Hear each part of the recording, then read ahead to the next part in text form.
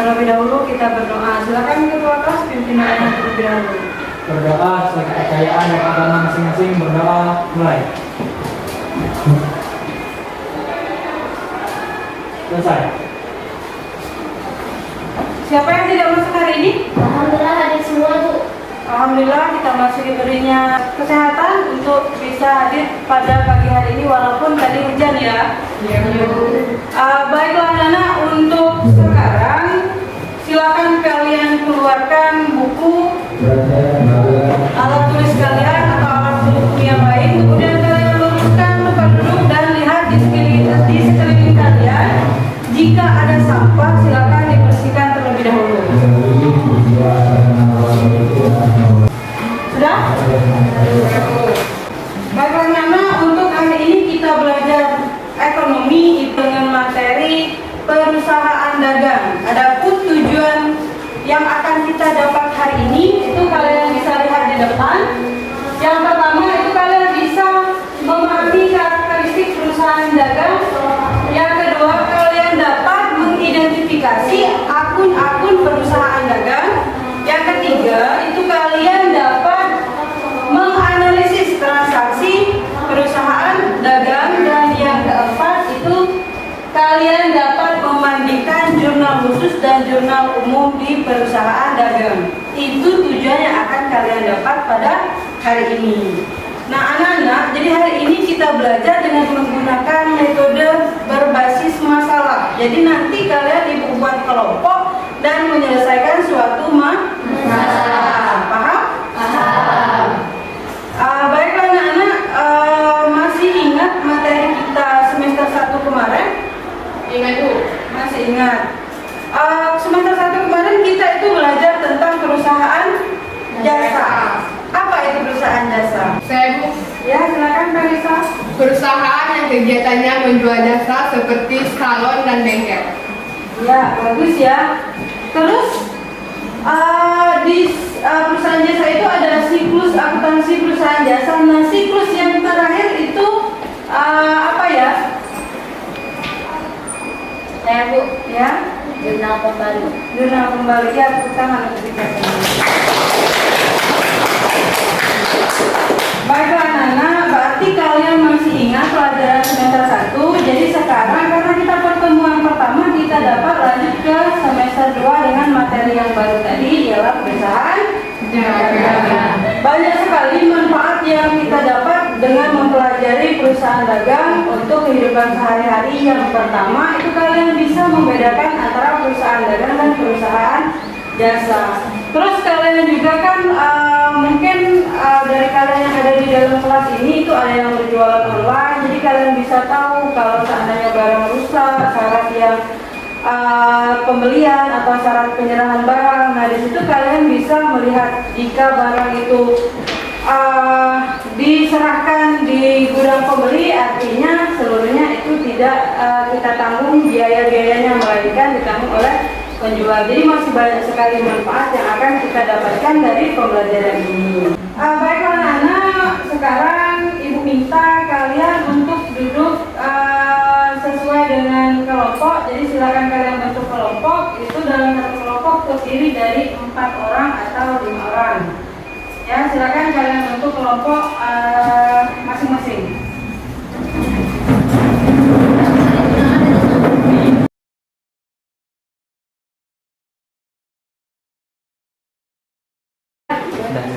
Baiklah anak-anak, sebelum kita memulai diskusi, kita break sebentar ya. Kita ada game kecil ya, es krim dikit ya. Silakan kalian perhatikan ibu di depan dan kalian berdiri silakan. Anak-anak, di sini ada games ya, permainan kecil. Jadi di sini nanti ibu berbicara, ketika ibu berbicara panjang, kalian posisi tangannya pendek, ya. Nah nanti ketika ibu bilang pendek, kalian panjang, ya. Jadi kebalikan. Jadi yang panjang itu pendek, yang pendek itu panjang. Oke, kita mulai sekarang ya. Panjang, pendek, pendek, panjang, pendek, pendek. panjang. Oke, kita cepat ya. Panjang, panjang, pendek, pendek, pendek, panjang, panjang, pendek, panjang. Banyak yang tidak masuk hati ya. Perhatikan omongan ibu kalian. Jangan ke yang lain. Jadi jangan gerak-gerak ibu, tapi kalian perhatikan tangan kalian masing-masing. Konsentrasi dengan yang ibu ucapkan. Oke? Oke. Kita mulai? Mulai. Oke. Aku cepat? Iya, iya Bu. Oke. Panjang, panjang, pendek, pendek, pendek, panjang, panjang, panjang, panjang, pendek, pendek, pendek. Oke. Nah, kita lanjut lagi diskusinya. Silakan duduk lagi sesuai dengan komentar. Kalian untuk memperhatikan gambar yang ibu tayangkan melalui slide di depan. Sudah diperhatikan? Sudah. Gambar apa yang ada di depan? Saya Bu, Ya, silakan. itu gambar Alfamart Bu. Terus, kalian pernah berbelanja di sana? Saya Bu, saya Bu. Nah, jadi kegiatan apa saja yang ada di dalam Alfamart tersebut? Saya Bu. Ya, silakan. Kalau yang saya lihat di sana ada kegiatan penjualan dan pembelian Bu. Ya, di sana ada kegiatan penjualan dan pembelian. Ya, bagus sekali ya. Tepuk tangan yang kita kasih. Nah, jadi masalah apa yang belum kalian pahami ketika kalian sudah memperhatikan gambar di depan? Saya Bu, Ya, silakan, Imen. kami masih bingung nih, perusahaan dagang itu apa ya Bu?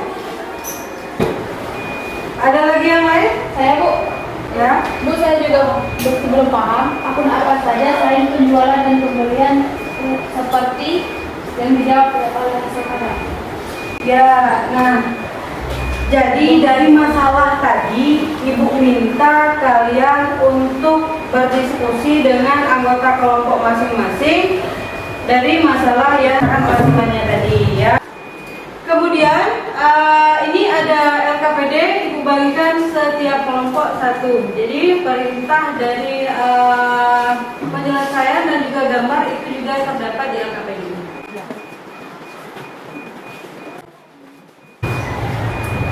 Bu, boleh nggak kalau buka HP? Boleh, tapi dengan catatan kalian itu tidak boleh membuka yang lain, melainkan membuka pelajaran kita ialah perusahaan dagang. Paham? Tahu.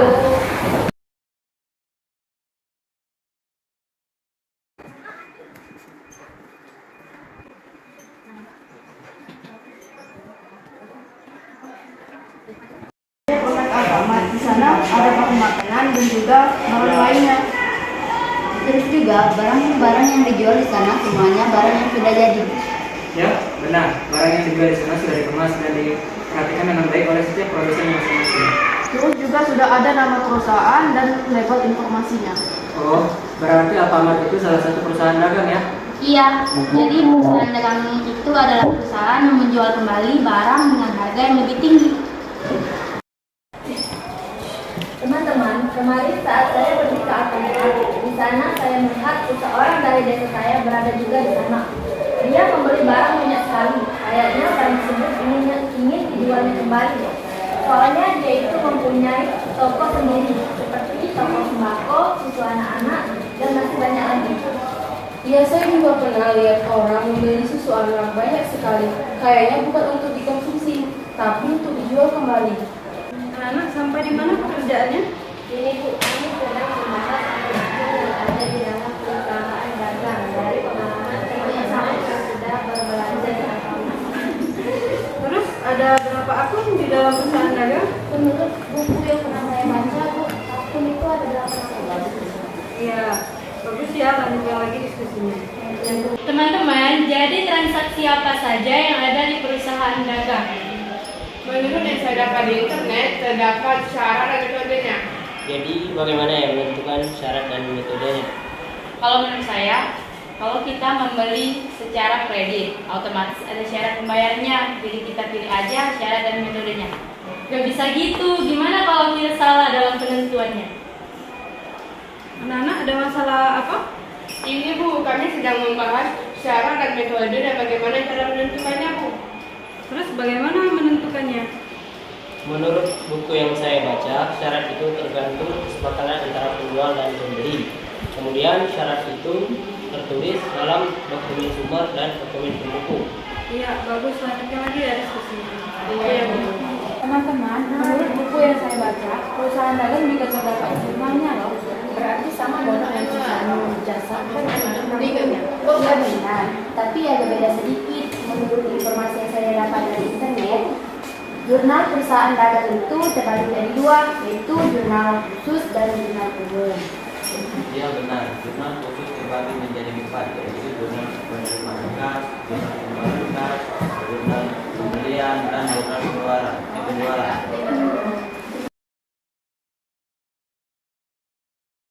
Bagaimana diskusinya? Sudah selesai belum? Sudah, Bu. Nah, jadi sekarang Ibu minta itu perwakilan kelompok untuk mempresentasikan hasil diskusinya ke depan. Bapak siapa yang siap untuk presentasi? Kami Bu. Oh iya, silakan kelompok 2 ya. Ya, Bu. Ya, silakan.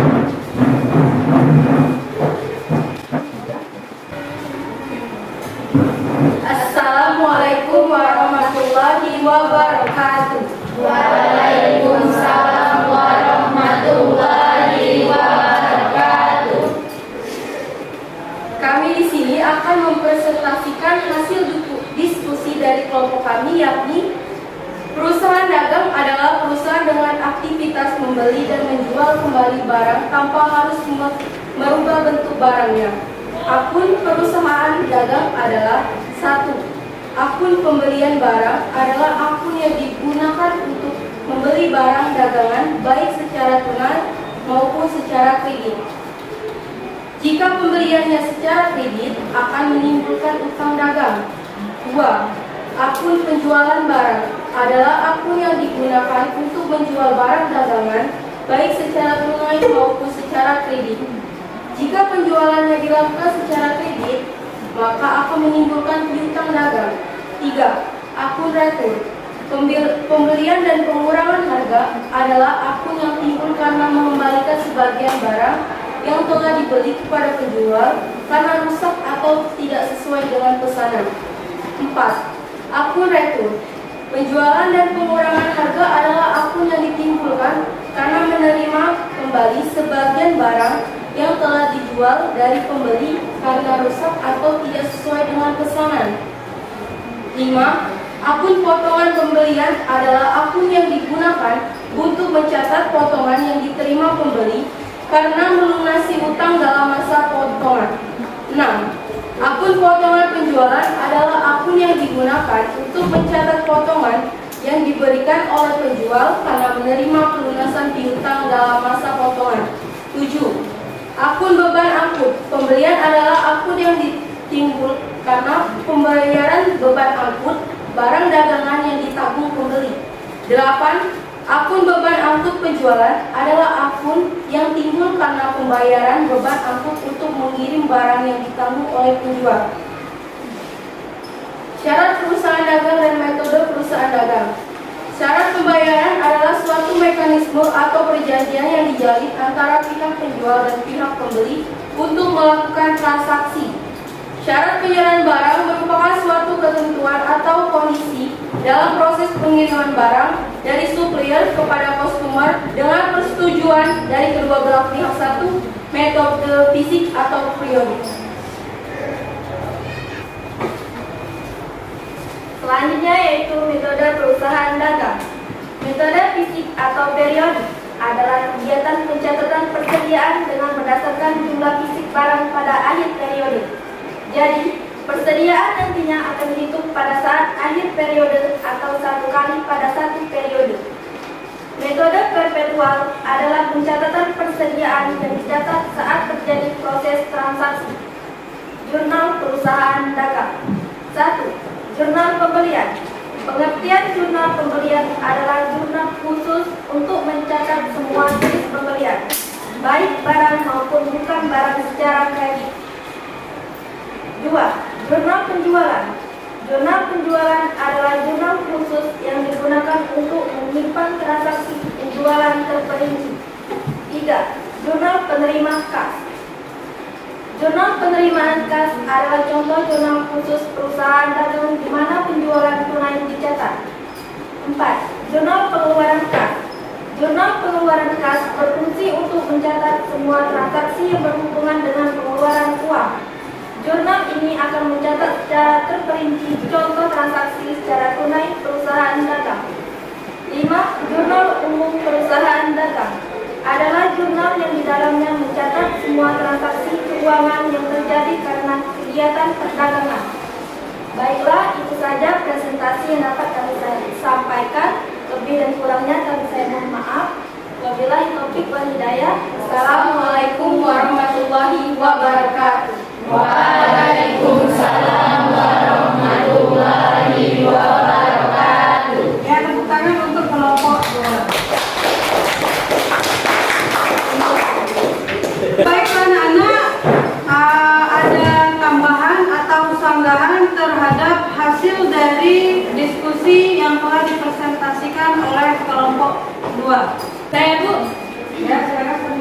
menurut kelompok kami syarat pembelian itu ada 6, yaitu syarat tunai, syarat N/, syarat N/10, syarat N/30, syarat 2/10, syarat 3/10, N/60.